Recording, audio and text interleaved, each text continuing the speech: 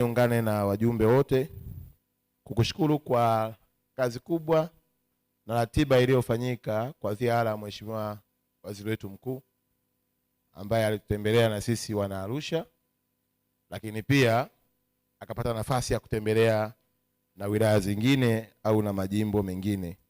Safari yake ni miongoni mwa safari zilizoleta neema, akiwa anatekeleza maagizo ya Daktari Samia Suluhu Hassan, rais wetu wa Jamhuri ya Muungano wa Tanzania.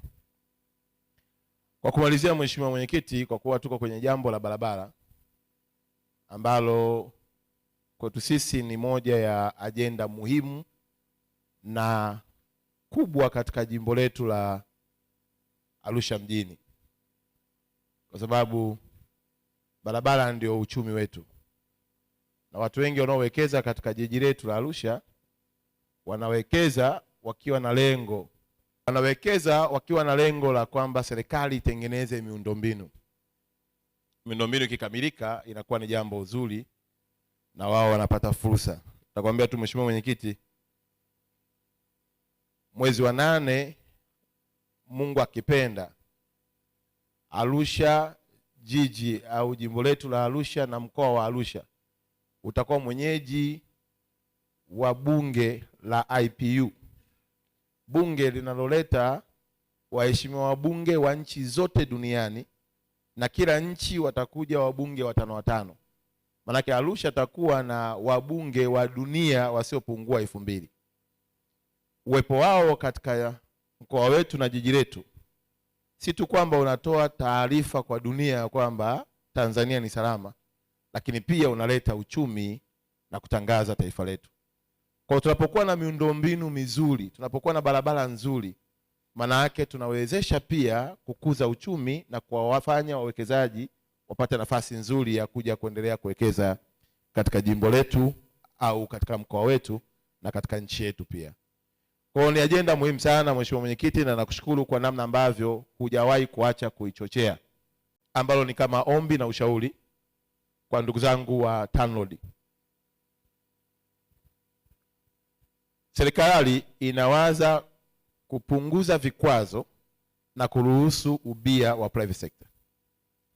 Nadhani sasa ni wakati sahihi wa barabara yetu kutoka Kilimanjaro Moshi kuja Arusha kuwa ya njia 8 na kujengwa na ubia na private sector, ili tuweze kufungua uchumi wa kanda yetu ya kaskazini. Tutakapokuwa tuna barabara ya njia 8, wananchi wa kawaida wataruhusiwa kuwa na njia zao za kupita, na wale wenye haraka anayetaka kwenda kuangalia mlima Kilimanjaro apita aende Karatu atalipia token ambayo itamwezesha kuwahi, kwa sababu huko tunakotembelea duniani kote ni jambo ambalo tunaliona linafanyika na ufanisi ni mkubwa na heshima ya taifa inakuwa imefanikiwa. Kwa sababu hiyo sasa tunaomba ndugu zetu wa TANROADS mlitazame, muone namna gani tunaweza kufanya feasibility study, kwa sababu nafahamu kutoka Maji ya Chai pale kwenda mpaka Kilimanjaro airport pale njia panda, feasibility study nafikiri itakuwa kamilika. Sasa tukimaliza kutoka Kilimanjaro airport tukafanya kwenda mpaka Moshi, itakuwa ni jambo rahisi sana kwamba na sisi kanda yetu, na ni kuhakikishia Mheshimiwa Mwenyekiti, kanda ya kaskazini ni wajanja na wanajua umuhimu wa muda, hawatashindwa kushirikiana na private sector, ili tukitandika hapa njia 8 tutakuwa tumebadilisha na uchumi wetu utakuwa umeinuka kwa kiwango kikubwa na watalii hawatateseka. Sasa hivi tu tuna magari si chini ya malori 600 yanayopita kutoka Tanga, bado hujaweka watalii. Na mmeona nyinyi wenyewe ndugu viongozi, jiji letu la Arusha Mheshimiwa Rais kaamua kuwa jiji la mikutano. Ukiacha tu utalii, katuongezea mikutano. Sasa tunavyoongea, ujenzi unaofanyika hapa ni wa ukumbi mkubwa wa kisasa ambao Afrika Mashariki na Kati haupo, na mkandarasi yuko site wenye thamani ya bilioni 400. Tafasiri yake tutawaona marais wengi sana wakija katika jiji letu la Arusha.